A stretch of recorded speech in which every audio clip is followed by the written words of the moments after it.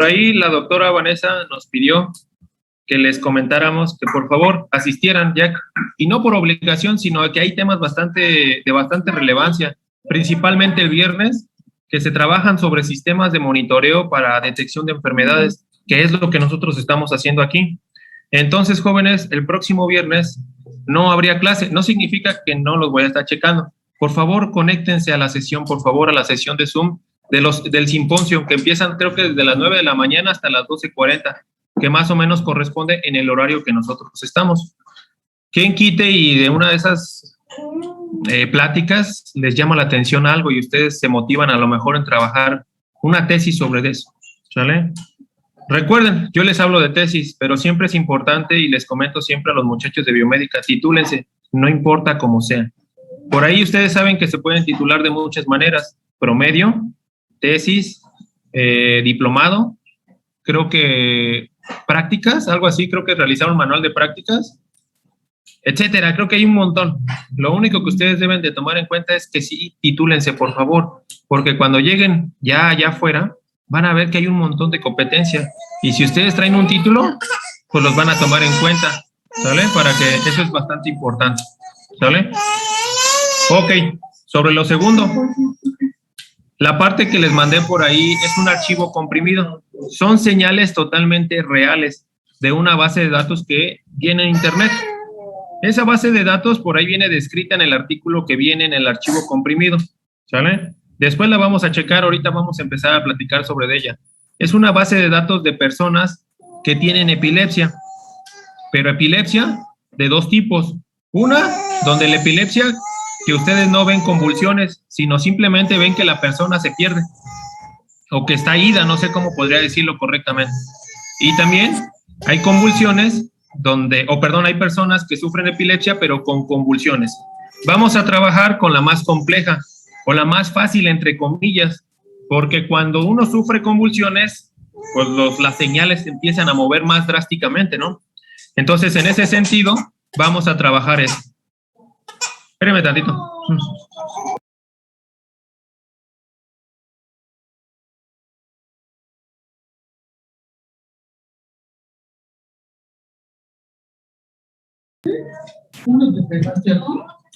Listo, jóvenes. Ahora, por ahí ustedes van a descomprimir la información, por favor. Creo que es un punto RAR. Por favor, bajen el WinRAR si no lo tienen. Ese les va a permitir descomprimir la información. ¿Por qué les paso esa información? Ahí dice proyecto, pero en realidad no es el proyecto. Simplemente es algo muy similar que vamos a estar trabajando en su proyecto final, que ya se aproxima, ¿sale? Nosotros vamos bastante bien y en realidad todavía tenemos aproximadamente de 7 a 8 clases todavía. Probablemente en 3 terminemos. Eso quiere decir que a ustedes les va a quedar suficiente tiempo para poder resolver ese proyecto, que sería entregado probablemente la primera semana de diciembre, para la segunda entregarles a ustedes su calificación final. ¿Sale? Ya después platicamos sobre el segundo parcial y todo eso. Ustedes no se preocupen. ¿Sale? Ok, jóvenes. En ese sentido, lo primero que vamos a checar nosotros el día de hoy es las etapas que conlleva un sistema de diagnóstico.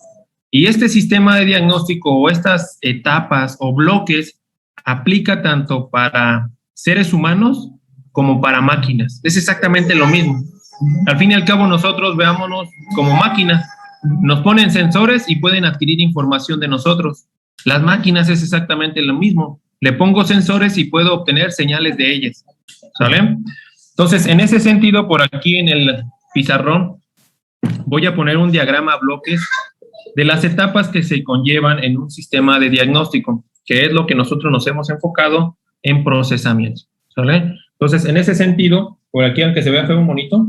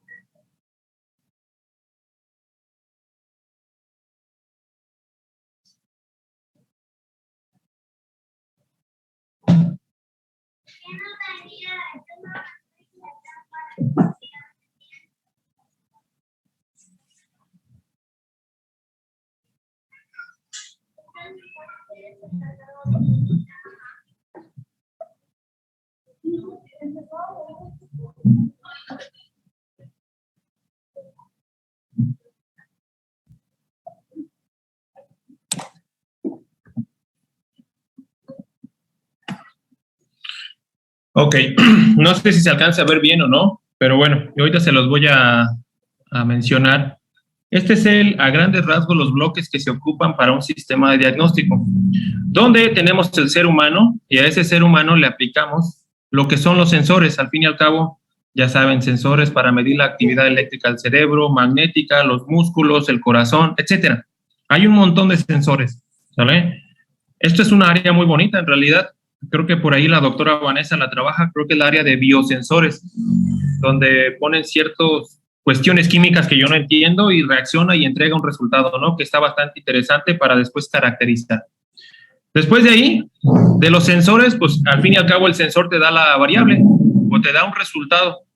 Esa variable o ese resultado lo mandamos a un sistema de adquisición, que creo, no sé si en alguna materia de ustedes vayan a ver sistemas de adquisición.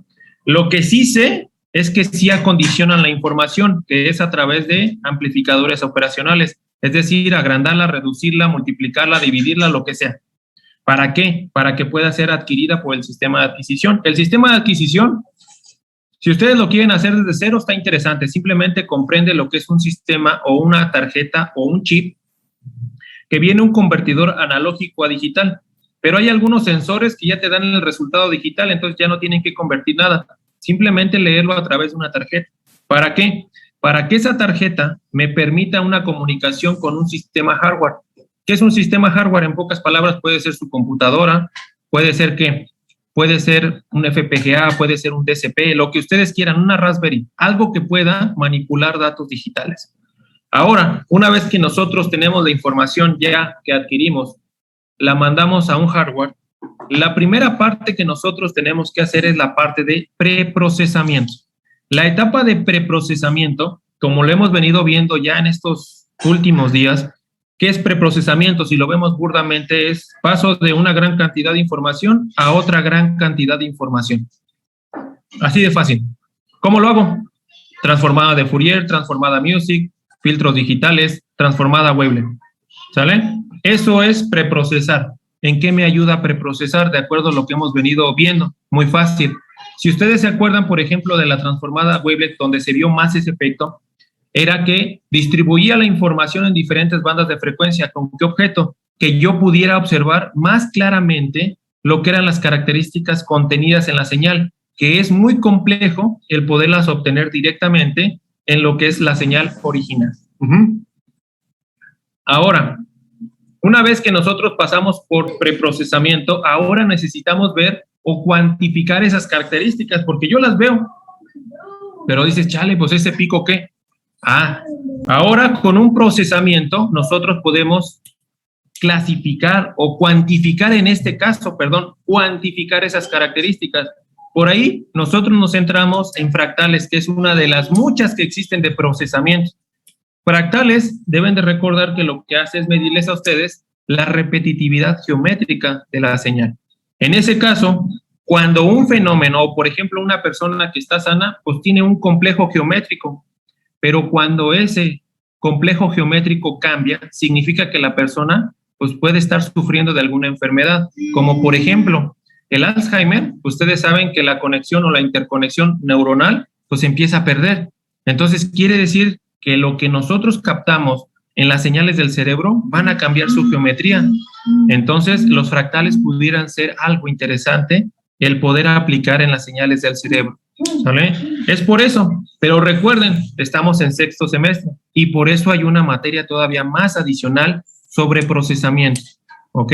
Donde van a aplicar todavía o van a aprender más técnicas de procesamiento como entropías, a lo mejor indicadores estadísticos, ¿sale? Y todavía a lo mejor un poquito de preprocesamiento porque hay un montón, pero montonales de preprocesamiento como es la EMD, ¿sale? O las nuevas técnicas de Wavelet, que también las van a ver ustedes en el siguiente semestre o en el posterior si deciden irse por esa área.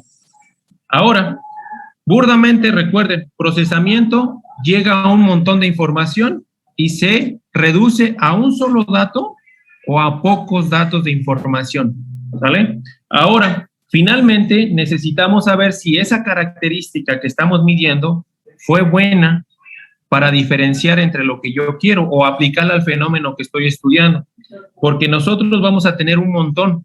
Por ejemplo, si yo divido la información en 10 bandas, por ejemplo, con la transformada wavelet, y a cada una le aplico los indicadores que nosotros conocemos como fractales, y se fijan, híjole, el fractal 1 con la descomposición 1, fractal 1 con descomposición 2, fractal 3 con descomposición n. Ahora, ¿qué pasa? Necesito ver cuál de ellas o cuál combinación de ellas me brinda la mejor información para poder diagnosticar a una persona. Entonces, el análisis estadístico que vamos a ver a través de lo que es análisis de varianza, nos va a brindar esa información. Nos va a brindar o nos va a decir, mira, esta característica que tú estás viendo es de la más adecuada para poder diferenciar, pero esta que estás seleccionando, esta no. Después vamos a ver por qué les digo que sí y que no, ¿sale? ¿Qué parámetro nos va a dar el análisis estadístico de ANOVA?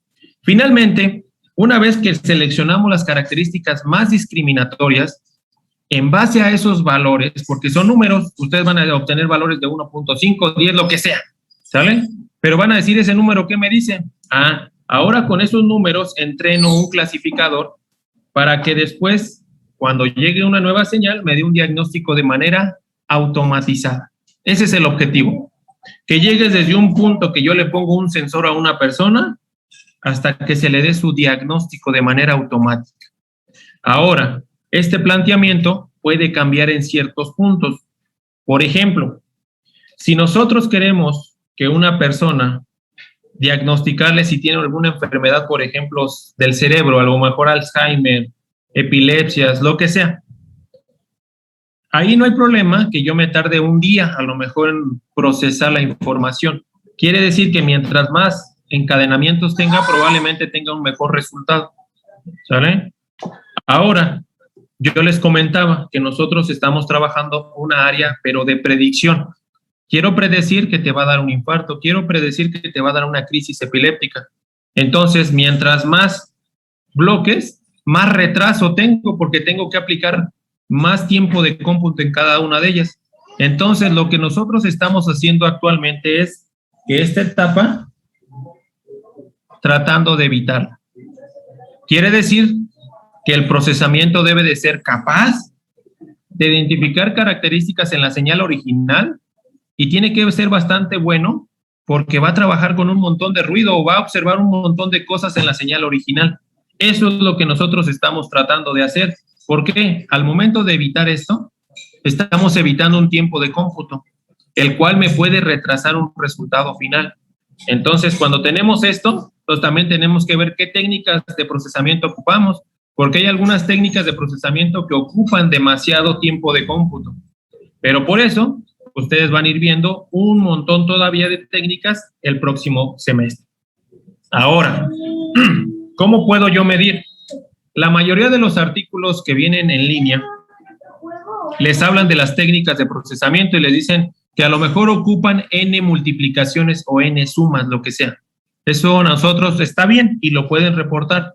Sin embargo, cuando nosotros queremos medir el tiempo que se va a tardar, por ejemplo, en una computadora, tenemos la función tick-tock. Encerramos el proceso y eso nos va a decir cuánto tiempo está en específico procesándose esa información. Para decir nosotros vamos a tardar 2 segundos, 3 segundos, 1 segundo, medio segundo en que procese la información una vez que entre a la computadora. ¿Sale? Hay veces, si ustedes se fijan, adquieren y todavía tienen que tener una cierta ventana. Hay hardwares como FPGA, no sé si lo hayan visto alguna vez. Los FPGAs tienen la bondad de empezar a procesar cuestiones en paralelo. No la computadora y principalmente el MATLAB es secuencial. Primero hace una cosa, después otra y después otra. El FPGA puede hacer, si quisiéramos, todo al mismo tiempo. Eso es una bondad. Le están reduciendo tiempo al procesamiento o a las operaciones que ustedes quieren hacer. Yo, cuando estuve en la licenciatura y maestría, aprendí FPGA. Realmente ahorita no me sirve de mucho. Hay otras tecnologías que también les pueden servir. Por ejemplo, Raspberry, todo eso, mucho más sencillas de programar. Pero bueno, yo les digo la bondad que pueda tener el FPGA si lo quieren mandar a un sistema hardware como es una tarjeta. ¿Sale? Es eso. No sé si hay alguna duda sobre este planteamiento, este diagrama bloques que tenemos aquí para evaluar la condición de una persona. Recuerden, aquí no estamos haciendo control. Control ya es otra cuestión. Probablemente puedan ir estas cuestiones y cerramos el sistema para retroalimentar. Eso ya es otra cuestión completamente, donde tienen que identificar plantas y todas esas cosas. Creo que eso lo hacen en una materia muy en específico. Pero bueno, esto nos permite extraer características y esas características ocuparlas para darle un diagnóstico a la persona. No sé si tengan alguna duda, comentario o sugerencia, jóvenes. ¿O todo bien? No, profe, todo bien, profe. Todo bien, profe. Perfecto. Ahora, si ustedes se fijan, ya hemos cubierto del temario toda la parte de preprocesamiento, que me refiero a que desde la generación de señales, filtrado digital, transformada de Fourier, transformada Music, transformada Wavelet. Y también hemos cubierto la parte de procesamiento, lo mínimo que nos tocaba para a este curso, que eran los indicadores de fractales. Por ahí, si no más recuerdo, creo que también les puse un código de indicadores estadísticos.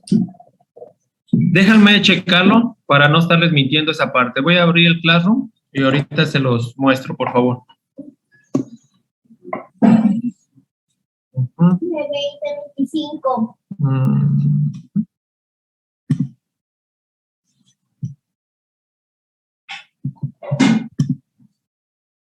Aquí está. Sí está. Déjame ponérselos o se los voy a proyectar, por favor.